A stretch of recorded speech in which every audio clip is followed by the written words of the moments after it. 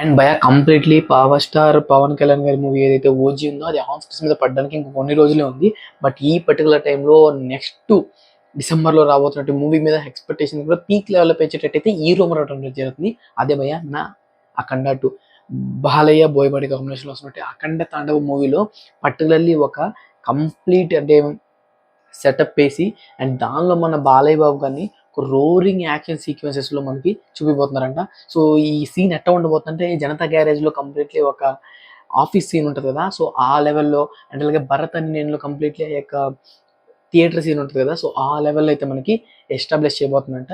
దీనికి సంబంధించిన కొన్ని సెట్ ఫొటోస్ కూడా అయితే కొన్ని లీక్ అయినట్టు కనిపించింది. బట్ అంత క్లారిటీగా అయితే నాకైతే అనిపించలేదు కాబట్టి నేను మీకు డిస్ప్లే చేయట్లేదు. ఓవరాల్ చూసుకున్నట్లయితే ఈ అప్డేట్ అనేది నాకైతే విన్న తర్వాత బాలయ్యబాబు గారిని లెజెండ్ మూవీలో మనకు క్లైమాక్స్లో చూడడం అనేది జరిగింది.